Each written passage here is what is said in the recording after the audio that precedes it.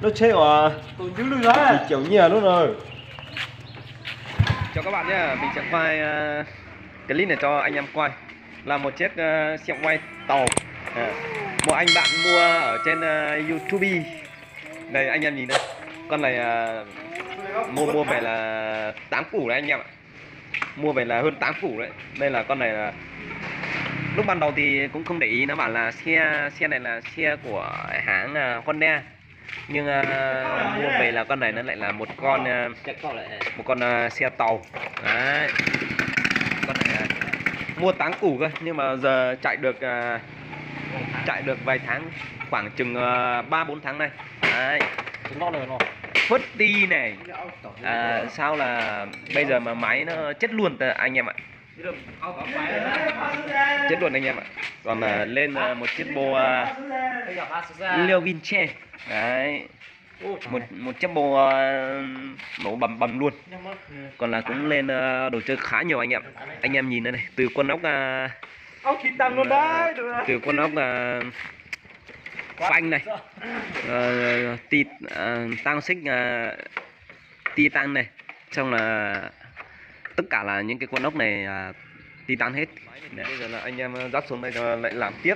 Đấy, làm cho nổ và là khắc phục cho nó nổ thôi. Về phát là nó đã gian nhất này rồi. Đấy. Mà con này cái nữa là lại chế con xe này thành côn nữa cơ, xe oai như lại làm thành côn nữa cơ. Cứng tăng các con cứng vào mẹ. Con xe này nó không nổ anh em ạ. Lúc trước là chuyện đó nữa chứ giờ nó cú cho tụi mày tao tỏ khen là ô cả lúc nào đó tôi nữa Kẻ nó ơi. mùi gì nó nó ướt, đúng mùi gì nó tu này anh em ạ. Sau là sẽ làm sao để làm cho con này nó nổ được. Rồi mỗi tụ vòi xì đi được xì.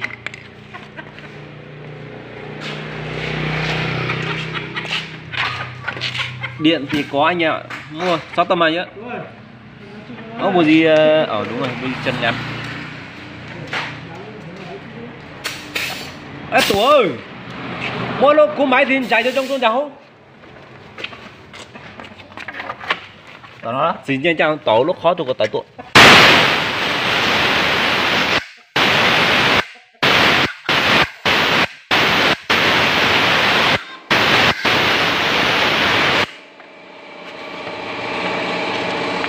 Xin lại tu lên từ tập báo nó mà sai nữa, sai con clip nữa này.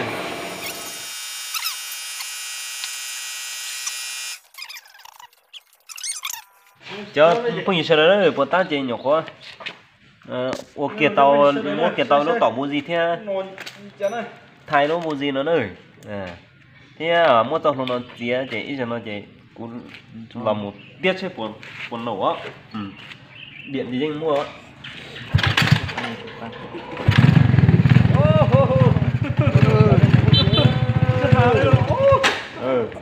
Nó chết à? Chỉ kiểu nhẹ luôn rồi.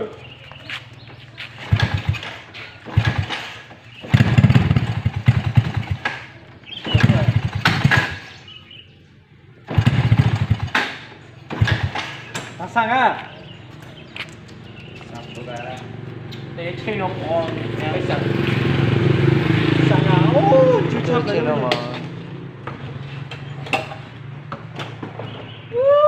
Sao có khơi nè. Nó dần được to nữa. Sao mà. Nổi quá. Tầm bó sang chân bó lại của anh tía chơi điện to mình chứ chơi chỉ nó mình chơi. Chẳng cô thì khó sang đó mà. Cho một cái để cho tới đi luôn. Anh em ạ, đổ xăng vào thì xem là nó có nổ không. Rồi lấy kiểm tra là cái xăng tạt cho đấy, còn đang tạt cho là đấy. Chào nó cứ mua. Vô, cái vùng vô để xuống bát tư nhá. Dân bát tư à người ơi. Ôi trời.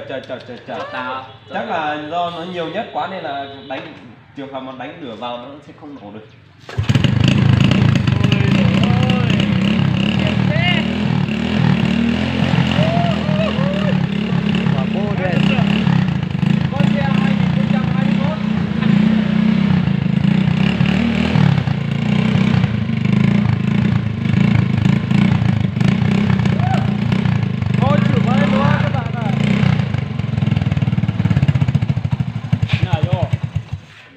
Bô này cũng ngon phết đấy anh em ạ. Bố sao giống thế à? Đấy là đổ nó nói bây giờ. Chờ đó luôn rồi đó. Bố sao giống thế ta là. Thấy đổ như này. Đổ như rồi là bây giờ. Yếu tàu nó phải yếu tàu nó phải. Ôi, chú tập đấy đâu nhỉ? Xe này là hư hết, nát hết. Bây giờ coi như là đi được anh em ạ. Sợ. Trời ơi, Đặng ơi. Đặng ơi. Yo, chút phú này à.